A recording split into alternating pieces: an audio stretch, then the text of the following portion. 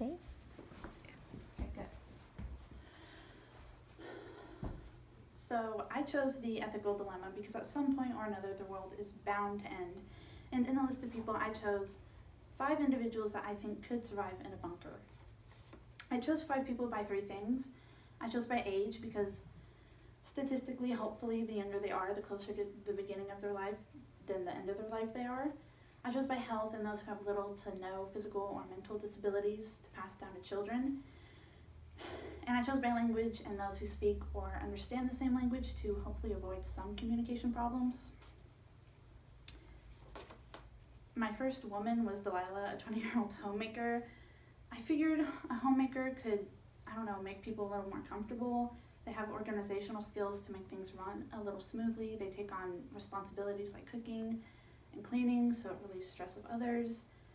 But she also has childcare experience, which I thought would come in handy when they decide to repopulate, because some kids have special needs and not all parents know what they're doing the first time around.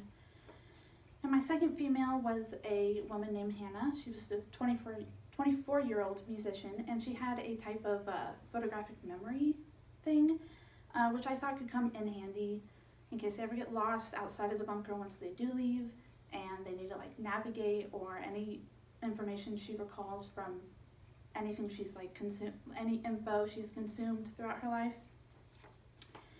She was also mute, which I thought was going to be a problem, but I thought if she was mute she could, encourage different methods of communication like ASL, because it improves spelling, vocabulary, and communication skills in the hearing. My first male choice was an 18-year-old Olympic athlete named Joe. Olympic athletes have a lot of knowledge in health and nutrition and taking care of your body, so I thought he could help them, eat as well as they could in a bunker, maybe get physically strong, so that way when they do leave the bunker, they're a little bit more capable of taking care of themselves. And Olympic athletes are almost always in some sort of team, and I feel like when you're in a bunker with 5 other people, teamwork is kind of essential to surviving and essential outside of a bunker when you're trying to build humanity back up. The second man I chose was Vincent, a 32-year-old welder. Welders tend to have or need problem-solving skills. And again, in a bunker of 5 people, problems are bound to arise, and I felt like he could, help alleviate some of them. And outside of the bunker, if they're ever in a life-threatening situation, he could, assess a situation critically and logically and hopefully find a solution. Welders also have to have some sort of physical strength because they have to move and deal with large objects.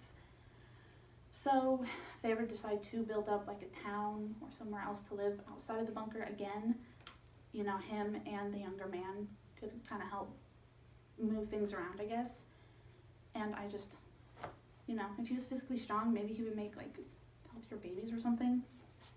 My last choice was Quinn, a 37-year-old architect. Architects typically manage projects, so he should have some sort of leadership skills, and I figured he could take on the leadership role. And they also have to use communication skills, so hopefully he could effectively communicate ideas and plans to the others. And though there are many methods to choose survivors, I think if they tried hard enough, they have a chance to survive. I used age, health, and language to pick people because I thought it would pick the youngest people so they live a little longer, and health so they were as healthy as could be, but even though there are no right or wrong answers, I would probably choose differently next time because their careers aren't that helpful. Good job. Thanks.